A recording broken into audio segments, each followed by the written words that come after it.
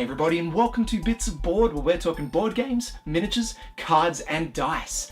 My name's Michael, and today we move into Lantern year number 4 of our Kingdom Death Monster campaign and the long-awaited very first Nemesis encounter with the Butcher. This is going to be one of our toughest encounters yet. This guy, 2 axes, is just going, he's gonna kill us, I just know it. But we are going to send our 4 best warriors, our founding survivors, out to meet him. We are going to protect our settlement. We are. Now, of course, before we send them off, we've had a quick shop, and I'll quickly go over our survivors' gear just to give you the updates before we head out. Definitely need those bandages, thanks Califax. And managed to pick up a couple of other things, because it's hard to think about, what resources you have about and what you can buy when you're on camera, sort of thing. All right, enough about shopping. This is not about shopping. This is about the Butcher. So let's get in there and give him hell. Alright, firstly we've got Bastion's loadout here, and as you can see we've had a little bit of a shop in between episodes. We picked up the White Lion boots using some of the resources we had in storage back at the camp, as well as a bone dagger. Now in doing so, we've unlocked the full potential of the scrap sword, gaining the deadly ability when we attack with it. Absolutely brilliant. I've also taken into account the bonuses we get for survival of the fittest, gaining +1 strength and +1 evasion for each of the characters, including all existing survivors and those yet to be born. Bastion's sitting on 2 extra strength, 1 extra evasion, and +1 movement for linking up the White Lion boots. Now we've got another card floating around here, the Infectious Lunacy card. Now this is a special card only in play during the Butcher encounter. Pretty much every time you suffer brain damage, you gain lunacy, and every time you gain 3 lunacy tokens, you remove them and suffer the Frenzy brain trauma.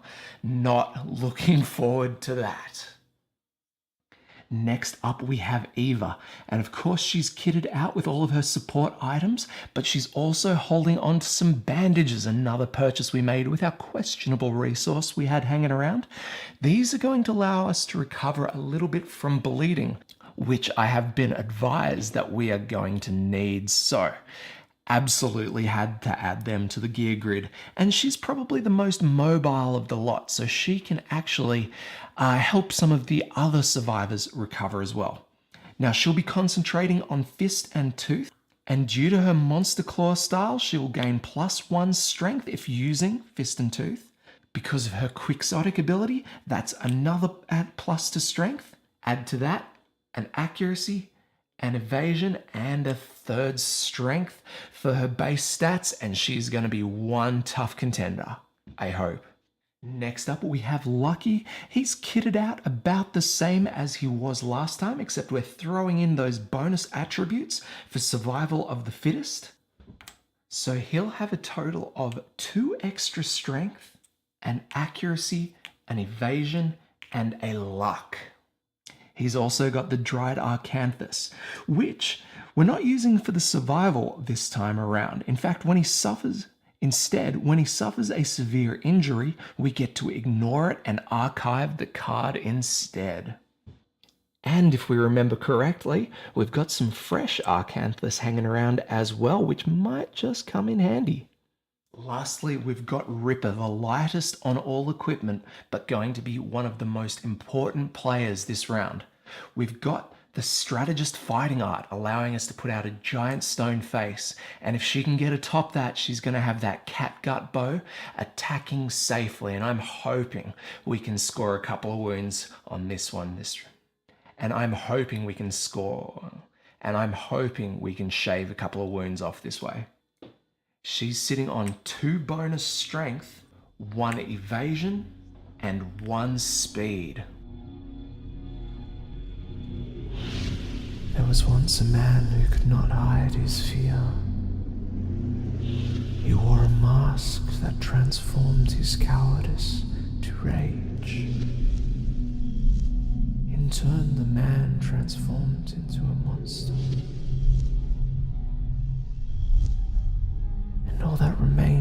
was a devouring fury that stalked the night, collecting the fearful faces of the others. Alright, now here is our setup for the Butcher Showdown. We've actually got 3 pillars hanging around in the top left, bottom left, and top right corners. They're a part of the standard setup. Our random terrain that we drew was the Arcanthus plant, so I've just placed them towards the front of the area, and we've got the giant stone face from Ripper. The Butcher stands dead set in the middle, but because he's the one invading our settlement, we get to go first, so I'm hoping that means we can get into a good position to start the encounter. Let's do it. Alright, no point messing around here, guys. Let's get stuck in. We'll begin by taking Eva and moving her up out of the way. 1, 2, 3, 4, 5. Hang around there. She's going to use the cat eye circlet so we can take a look at the hit locations of this monstrous beast. Let's have a look at what we've got.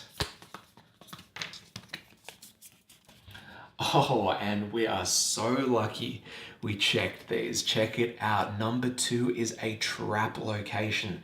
So we're going to push that down far and far away and have a look at these other 2.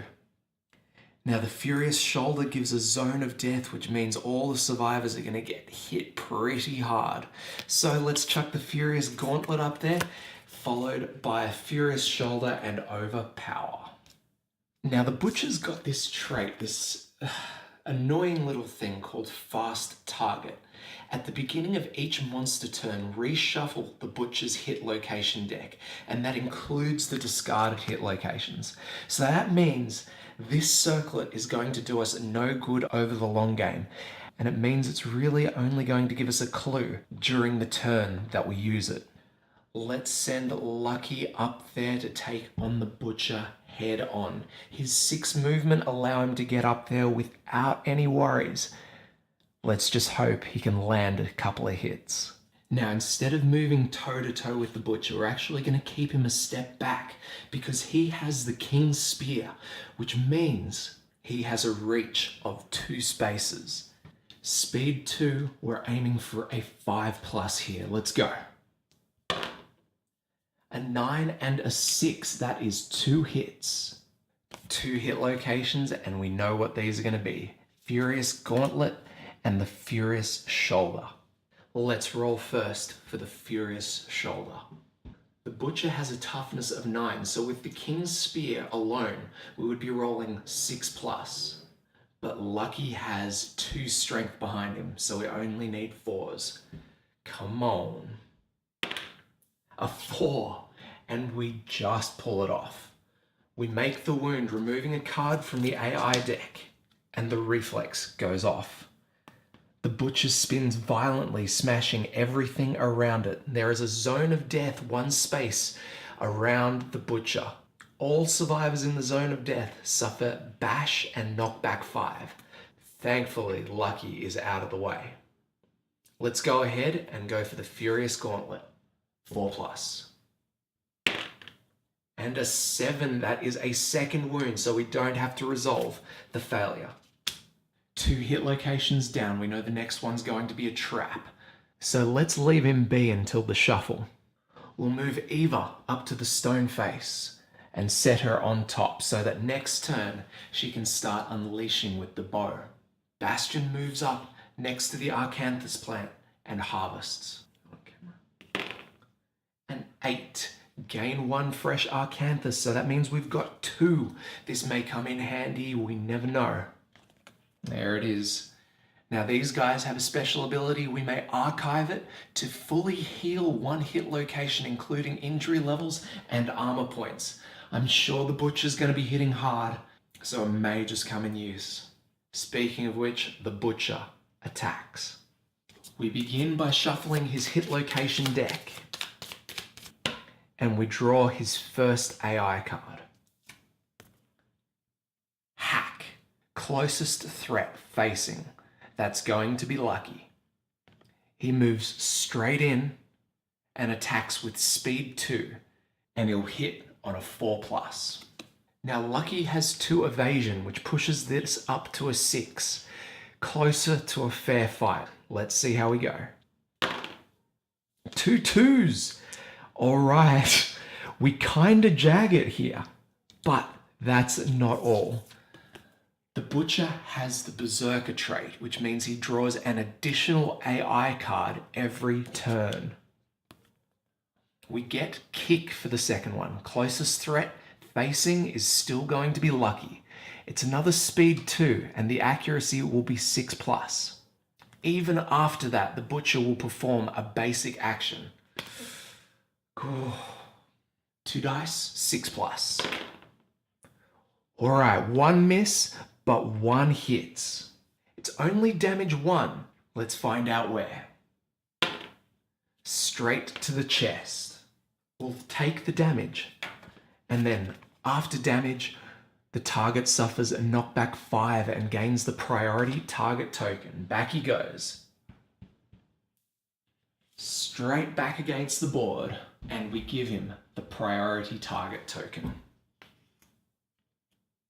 The Butcher pursues, going straight after him. And attacks. Another speed 2. This will be 6+ again. 2 hits. Let's find out where. 1 to the chest and 1 to the head. Lucky uses his first survival to dodge the chest attack. He doesn't want to cop too much there. Because of his rawhide armor, we get to roll the dice to see if we can gain that survival back, hoping for a 6+. A 3, so we lose it for good. The other hit scores straight to the head, and we reduce the armor down to 1. As a result of the basic action, Lucky gains 1 bleed token. 5 of these, and he is dead. We'll pop that down beside his character sheet. The survivors activate. We'll begin by moving Eva closer to the fray. And we'll reveal the next 3 hit locations. We have the Armored Pig Shoulder, Furious Breastplate, and the Furious Vambraces. Now we have a super dense hit location here, which means if we were to attack it with a frail weapon, it would become destroyed. So it's not a great idea to bring bone weapons to this kind of fight. Furious Breastplate could be tough to wound, gaining +2 toughness there. Alright, let's keep things like as they are and jump into the fray.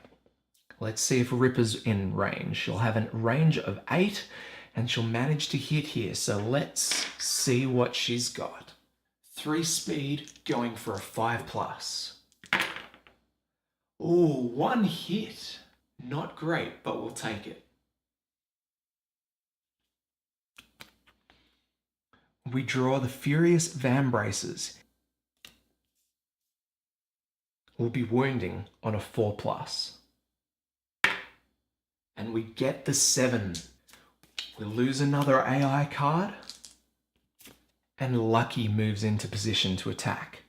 3, 4, 5, 6. We'll move him right around the Butcher, attacking in his blind spot. 2 dice, hitting on a 4+. 1 hit. Alright, here we have that Furious Breastplate. Actually not looking for a Lantern critical hit here, but it is going to be a lot tougher to wound. Going for a 6+. A 4 and we fail. Finally we move in with Bastion straight into the blind spot. 2 dice on a 4+. Oh, a 2 and a 5. Only 1 there. And we draw the Armored Pig Shoulder. Good news though, the scrap sword is not frail, so we're okay. Going for a 4+. Just squeezing in with the 4 there. Alright. Another AI card down and we are doing well. It's now the Butcher's activation. So we shuffle up his hit location deck. We pick a target, all survivors in the impact zone. Oh my god. No one's actually in the impact zone. That's amazing. All right. No target, he menaces. Menace is the Butcher's special ability. Turn the Butcher to face the closest survivor. The survivor suffers 1 brain damage per monster level. He turns, targeting Lucky. Now, Lucky has no insanity. This is not good. So before he suffers the attack, Lucky is going to use his Orator of Death fighting art. Once per showdown, he may spend an activation to have all non-death survivors gain +2 insanity. So Lucky surges, using one of his survival to gain an extra activation. We roll to see if he keeps it. An 8. He stays on 3 survival. All survivors gain 2 insanity. And in doing so, Lucky gains some padding that he can withstand the attack from the Butcher. Lucky gains 1 token for his infectious lunacy, 2 more and he suffers the frenzy brain trauma. The Butcher takes his second activation. The Butcher's Roar. All non-death survivors, everybody. We intimidate each target. On a result of 4+, target suffers 1 brain damage per monster level and is knocked down. We'll first roll for Lucky. 1 brain damage and knocked down. Next, Bastion. A 1, he's okay. Eva. Oh. I'd say that's a 6 and she's knocked down.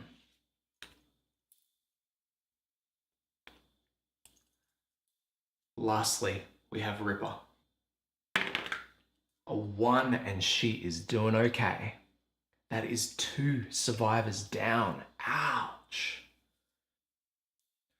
All right, let's let Ripper begin this attack. She takes out her bow and fires.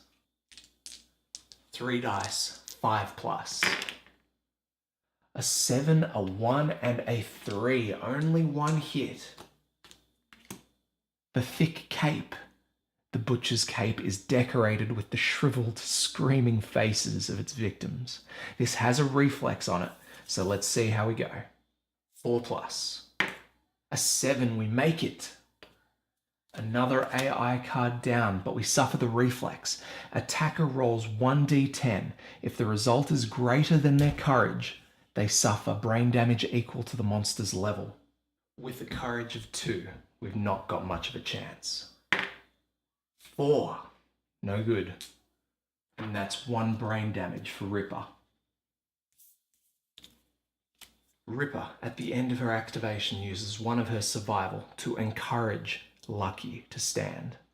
Next, Bastion moves into attack position. He attacks with the scrap sword, hitting on a 4+. Ooh, 1 hit.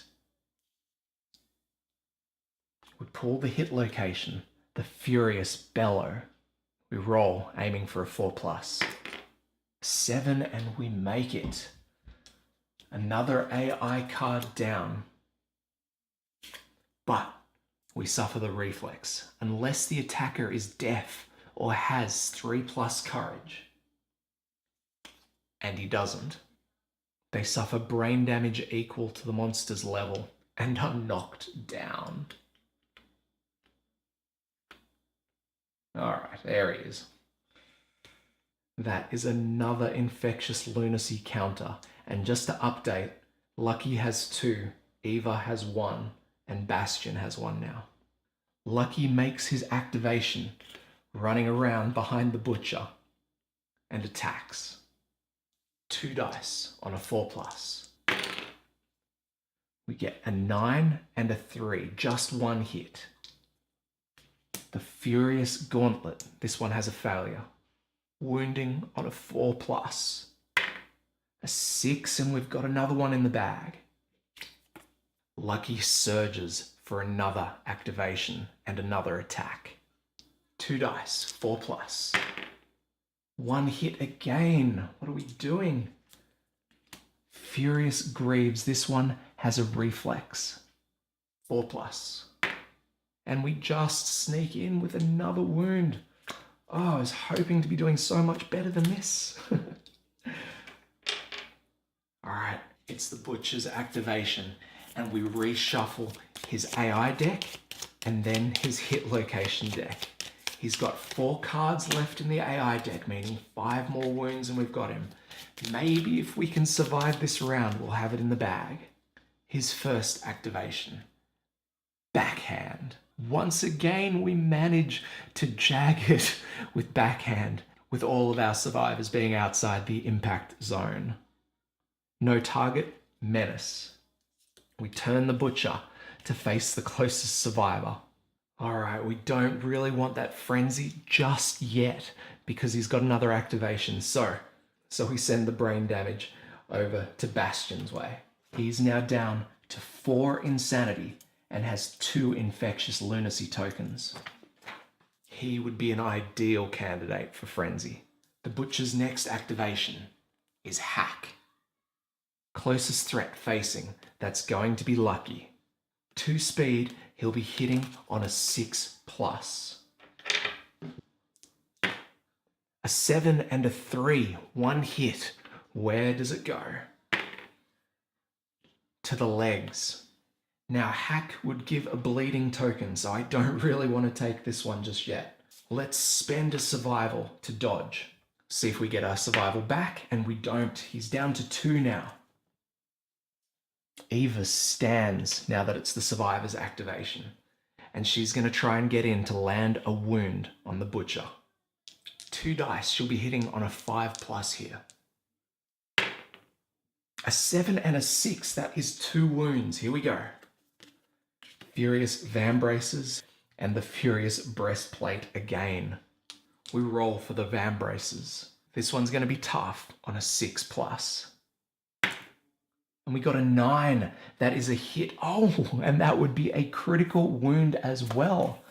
Unfortunately, no critical wound on that. Another wound down. We aim for the Furious Breastplate, aiming for an 8+. Please don't get a lantern here. A 3. Oh, thank goodness. Had we wounded on a 9 or a 10, we would have been blinded. I believe that's permanent too. Oh. Ripper attacks, speed 3, 5+.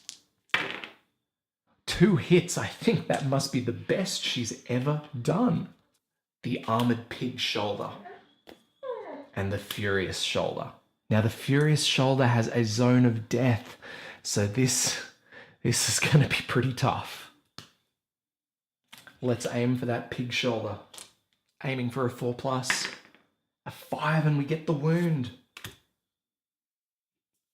Is that bow No. The bow is not frail. Good thing. I don't know how that'd work. All right, we're down to the final 2 AI cards, so I'll give them a quick mix-up. And we roll for the Furious Shoulder. This is not going to be good. A 6, so it's a wound. Another AI card out, but everyone gets hit in that zone of death. All survivors in the zone of death suffer bash and knockback 5. And that means they're going to be knocked down and moved pretty far back.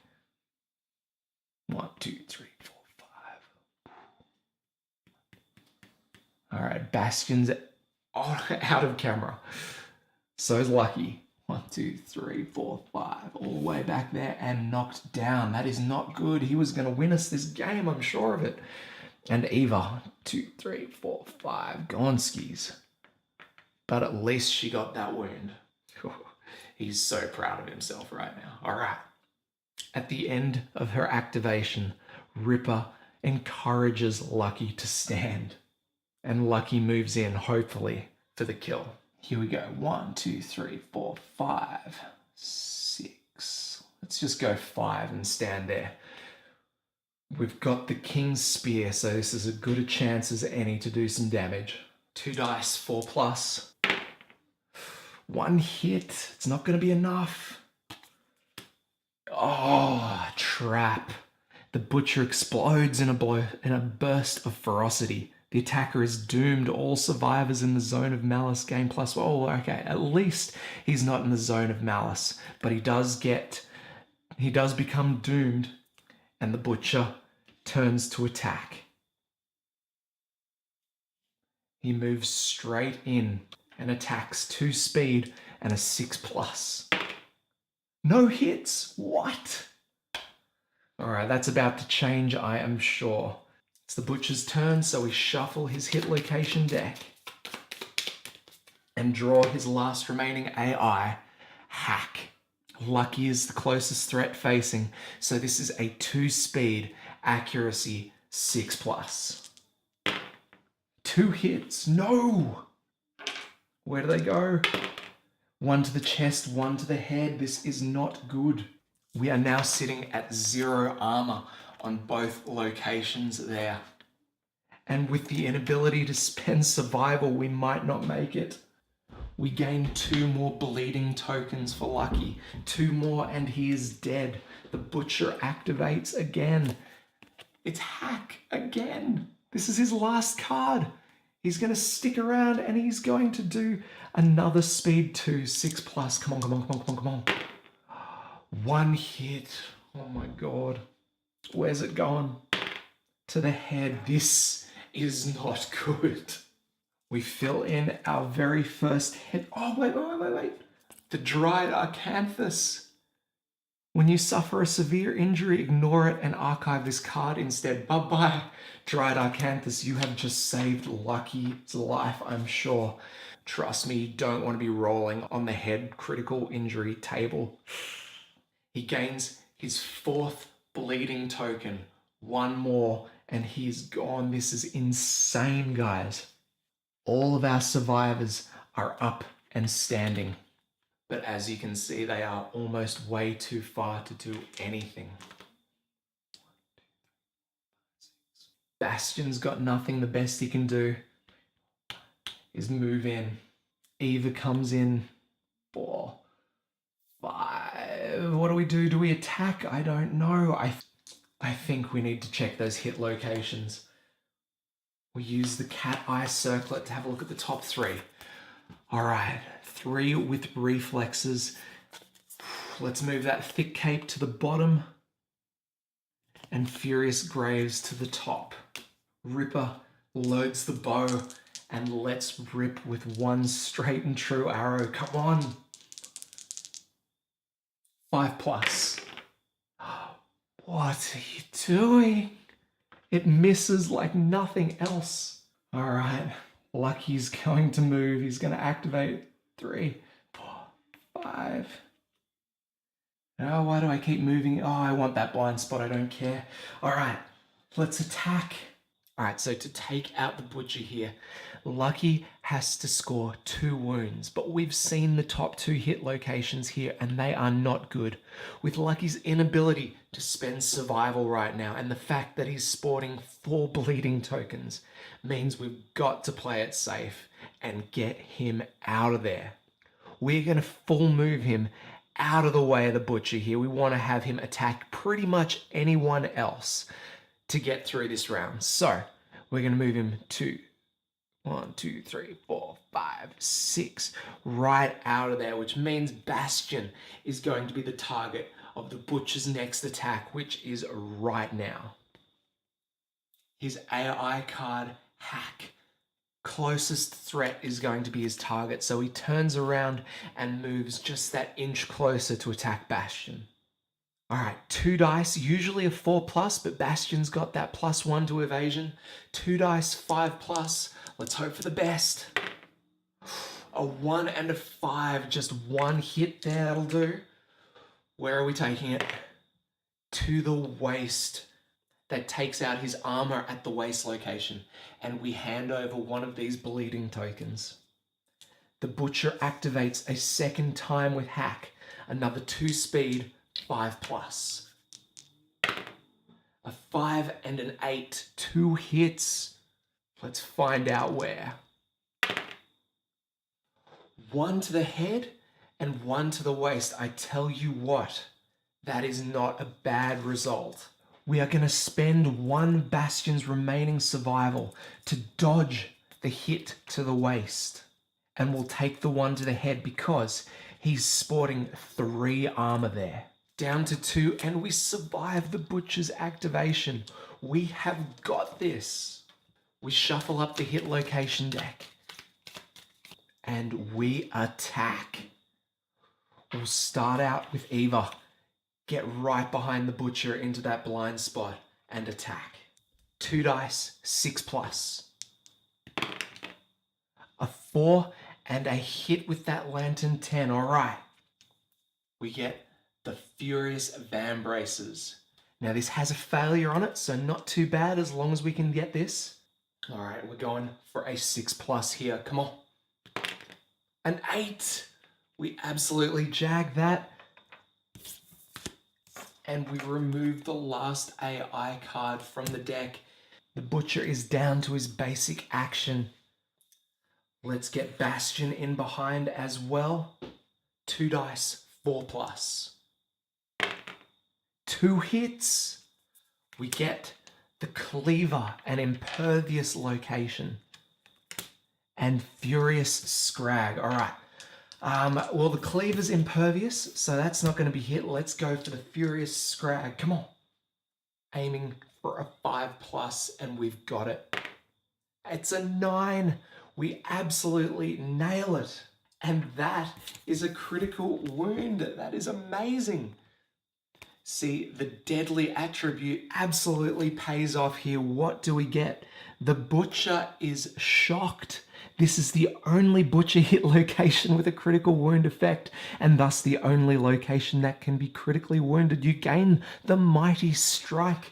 Fighting art. Awesome. All right, Bastion's now sporting this guy. On a perfect hit, gain +2 strength until the end of the attack. Wow. That in combination with his scrap sword, that if he gets a perfect hit, he gains +4 strength, is going to be insane. Wow. With that, the butcher falls to the ground. Aftermath. The butcher is an inspiration. Any victorious survivor may immediately select axe weapon proficiency, regardless of any age milestones. Wow. We don't have any axes, so I don't think we'll need it just yet, but that is something to remember for our later encounters with this guy. Each survivor gains 1 hunt XP. Oh my god. Alright, so death blow. If the butcher is killed at this location, it is beheaded. Oh my god. Curiously, its lifeless body remains standing. The survivors rejoice and the moment changes them forever. Each survivor may select either 1 permanent evasion or 1 permanent accuracy. Add +2 to the result of your roll on the butcher's rewards in the aftermath. Ah! All right. Crazy. What do we want? Obviously, Ripper needs the accuracy. I don't think she made a hit or 2, but nothing special. Seriously, I don't think how could you go past accuracy? Let's just bump that up, all right? Eva, she's up to 2 now. Lucky, let's give him an evasion. I feel like he's going to be our tank, so he's up to 2 there. And Bastion, let's give him 1 accuracy as well to even him out a little bit. That is sick. And let's add 2 to the result of your roll on the butcher's rewards in the aftermath. Okay, so now we can roll for rewards. All right. Roll 1d10 and add the butcher's level to the result. The group gains any listed resources or gears. Add them to the settlement storage. Here we go. Don't forget we can add 2 to this. 5. 6 for the butcher's level, 7 and an 8. we gain the Butcher's Cleaver. Alright, Butcher's Cleaver rare gear and 1 Broken Lantern resource. Alright, this thing is amazing. 2 speed, but 5 strength. Must be insane to activate. I'm sure we can manage with that. And it's irreplaceable and it can be paired. Okay, this is cool. And this might make it worthwhile switching to the axe weapon proficiency. Oh, decisions. All right. Let's have a think about that. That is amazing. I'll add the, Broken Lantern to the settlement. That makes 2 of them now. And what a fight, far out.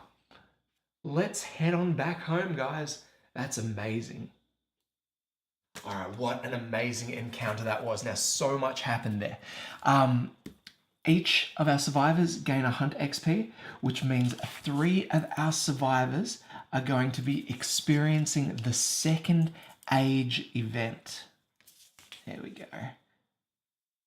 Now, I'll do that in just a sec.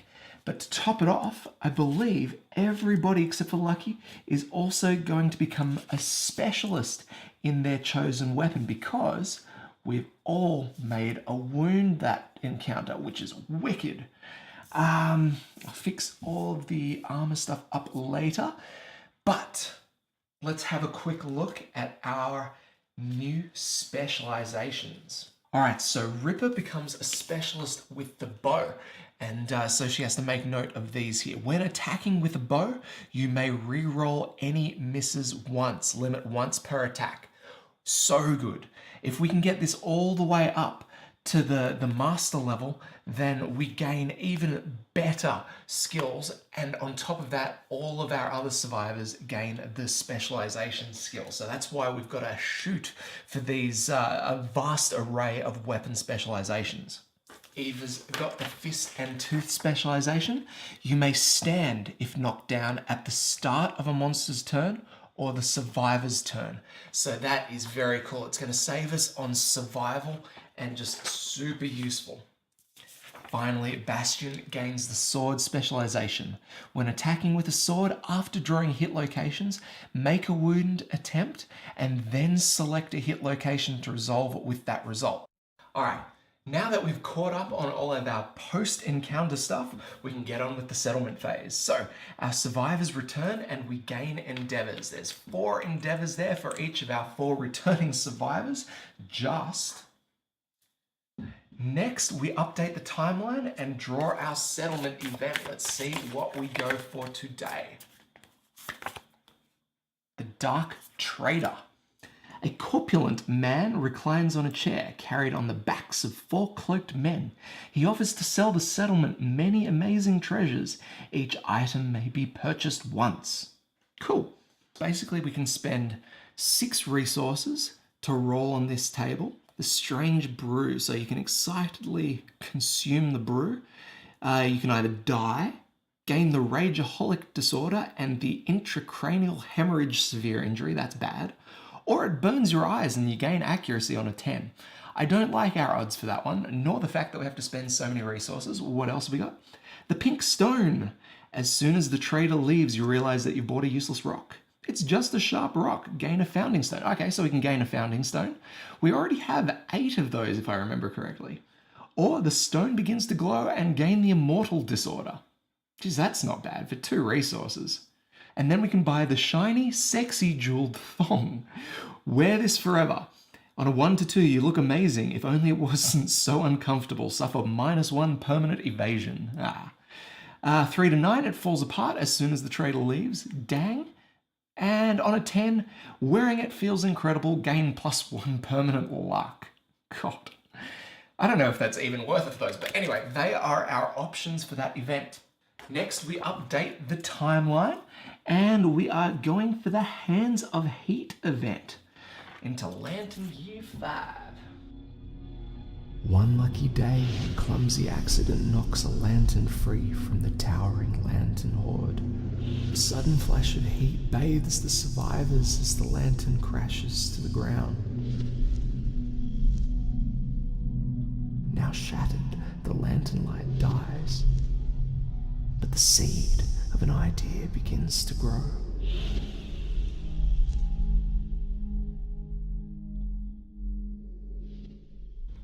Alright, so the Hands of Heat event. Firstly, we have to nominate a survivor and they gain +1 courage. Now, Lucky's already passed the first courage milestone, so any of the other 3 founding survivors would be a good choice to start. I'm thinking Eva. I know there's an opportunity to grab the Red Fist secret fighting art. So let's give her a shot, shall we? Nominate a survivor, they gain +1 courage. Alright guys, I guess that means we're up to bold. So let's just have a quick break from Hands of Heat and resolve the bold event.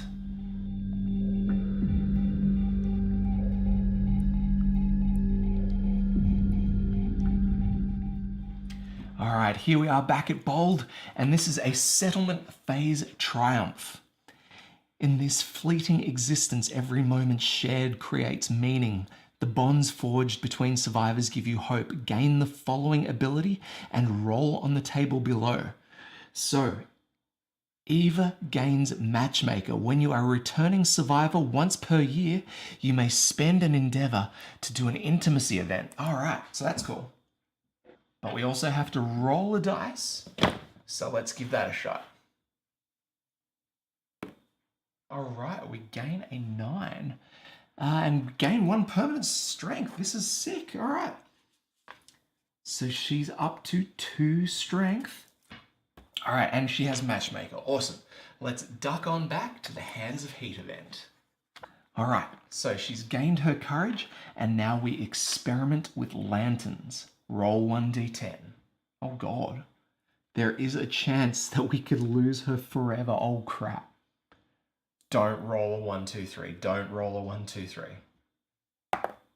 5.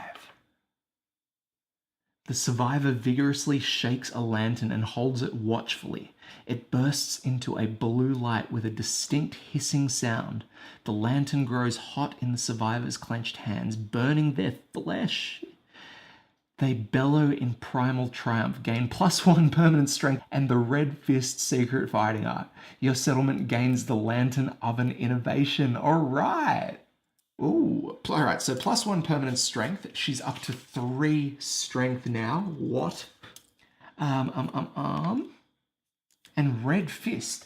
Now that means we are going to have to get rid of one of her fighting arts if we want it. But I think it's going to be worthwhile because this is something that's really going to help develop her fist and tooth. I am wrong, but in the best way possible. Red Fist. At the start of each showdown, each survivor gains +1 strength token. Survivors may spend strength tokens in place of survival. This could get ridiculous. Our survivors are going to be so strong. Wow. Alright, so I reckon we get rid of the Orator of Death fighting art for her because Lucky's got it as well. So if we get rid of that one and give her Red Fist. Alright, so Lantern Oven is a new innovation for our settlement and it grants us heat, which unlocks a couple of different things throughout the settlement. And I'll point that out when we get to them. But here it says, by agitating lanterns, a source of heat becomes available to the settlement. Departing survivors gain +1 survival. And we can add all the Lantern Oven consequences to the innovation deck. Wicked. Now, this does mean that we have hit our 5th innovation, which means it's time for the Hooded Knight story event. A stranger emerges from the darkness. Now, seeing as though none of our survivors have the Twilight Sword, we have to roll for the Hooded Knight's mysterious agenda.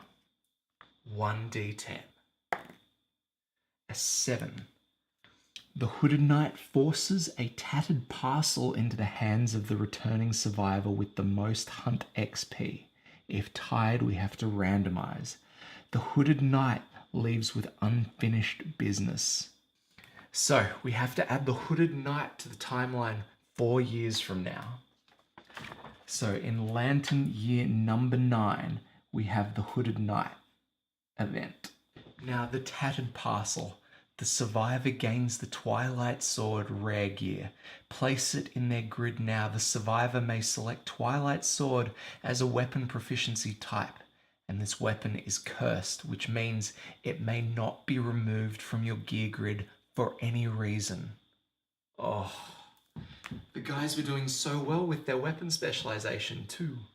Alright, so the Twilight Sword is such a unique weapon. Basically, it's slow, cursed, cumbersome, sentient, irreplaceable. But it gains devastating 2 when fighting the Watcher. So this is essentially an endgame weapon, kinda. It has a speed of 1 and an accuracy, well, of 9, minus the Twilight Sword proficiency level. Yeah, this is going to be it. Basically, we've got a very little amount of resources to play with, but we've still got our 4 endeavors, so leave that with me. We'll have a think about it before our next hunt. Speaking of which, what should our next hunt be? White Lion? Yeah, I think we need the resources.